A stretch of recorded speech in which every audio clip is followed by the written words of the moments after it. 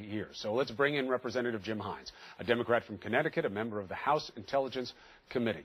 Congressman, thank you very much for joining us. Because of this new bomb video, because of what's going on in Paris, do we have any specific information of any threats here in the United States? Any information about connections to these terrorist brothers, U.S.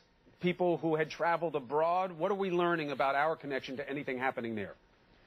Well, Chris, at this point, there's no, as other officials have said, there's no specific threat to the United States. But that, of course, does not mean that we don't remain enormously vigilant. You know, one of the things that we see in these situations is that from time to time there are copycat acts. But to answer your question, no, at this point there is no specific and credible threat against targets in the United States. Yeah, because the early word from U.S. Intel was, you know, these brothers, these actors, this is a one-off, this is a French thing. Then they wound up being on a U.S. no-fly list. That's why I'm asking it again. Are we sure that you don't have members of the United States who may be back here now who are somehow involved of this foreign training and loosely organized cell that we're seeing uncovered in Paris? Yeah, of course we're not sure. Okay. You know, in fact, this is one of the things that makes terrorism so challenging. Of course we're not sure. We can never be sure that there aren't people in our cities who are in some way, shape, or form related, that perhaps aren't related, but were inspired by Anwar al-Awlaki, who seems to have, at least in my opinion, played some role in inspiring these guys. So no, unfortunately, in this game, one can never be sure. But on the other hand, you know, from time to time, you do get indications that there are possible attacks underway. We're not in that mode, but of course, you cannot be sure that there aren't somebody who, you know, perhaps trained with these guys, or maybe just simply never met these guys, or has never been to Yemen or anywhere else, but gets inspired and gets motivated by what, in their twisted way, they would consider the success of this act in Paris. All right, Congressman, I'm going to circle back to terror, but we have a responsibility to address something that's going to have an impact here domestically. Let's put up Speaker Boehner's statement, please, about immigration. All right, and there's going to be a bill that's coming. He said it's going to include amendments to stop the president's unilateral actions on immigration, and the Speaker reminded the president that he himself had stated publicly many times in the past that he did not have the power to rewrite immigration law through executive action. Now, as you know, the president's response to that has been, yeah, so pass a bill. But that doesn't really work legally, and it hasn't really worked politically. What is your position in terms of whether or not executive action is the way to go there, and if not, what's the alternative?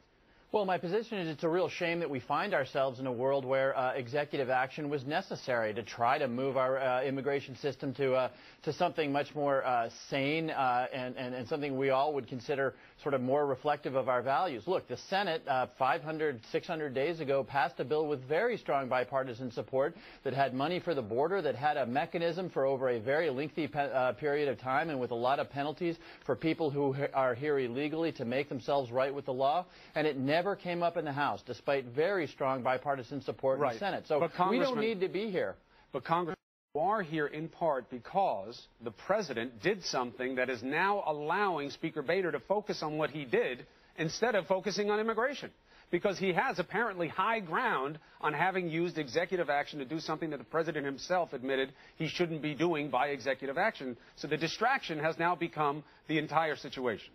Well, let's be clear about what the president said he couldn't do. The president said he couldn't rewrite immigration law, and technically and legally that is correct. What the president has done after waiting well more than a year for something that had strong bipartisan support in the Senate, the president has said this is an urgent problem, and within the law I'm going to act with prosecutorial discretion, which is a time-tested concept everywhere, including within the Oval Office. I'm going to act to try to make this situation better.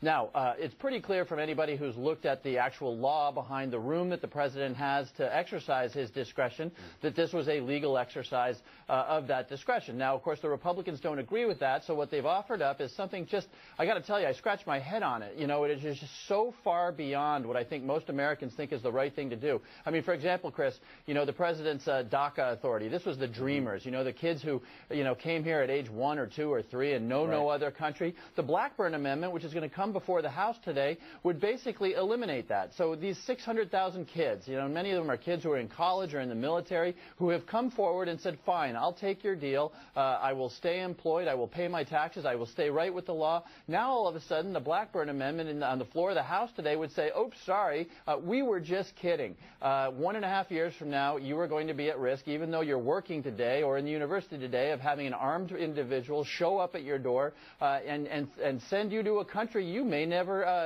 have been to or remember. That's why the merits of the debate can't be gotten to quickly enough, and that's why this executive action now is being criticized as having been a distraction. But let's leave that issue, because, again, we need to see that debate play out so the American people can make decisions about where they are on it. Let's go back to the war on terror.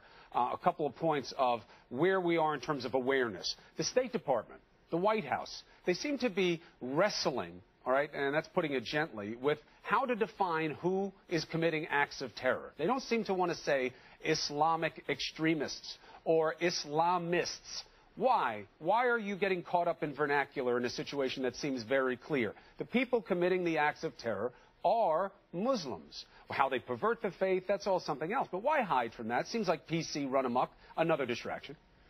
Yeah, look, why do you want to be a little careful about that? The reason you want to be a little careful about that is, number one, the single biggest group of victims of Islamic terror around the world are, in fact, other Muslims. And therefore, Chris, of course, one of the very best allies we can have, and by the way, that we absolutely need to have, is the support of Muslims, the vast majority of Muslims, and of course Muslim countries and Muslim leaders who regard these terrorists as absolutely appalling and who will be our allies. So if we're not a little careful about the language we use, and if we just condemn an entire religion, if we condemn entire countries, it's going to be very hard for us to then work with those people in an alliance against what is a tiny fraction of extremists in that religion. That's why you got to be careful. 1.62 billion Muslims. A very small fraction wind up perverting the religion and do something else. But that doesn't make the terrorists not Muslims. It makes them bad Muslims. It makes them ignorant Muslims, misinformed Muslims.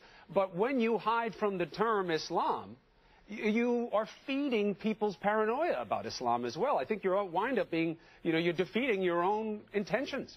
Well, look, I saw a quote the other day. Somebody said, when there's this many bad apples, there is a problem in the orchard. And to some extent, I think that that's right.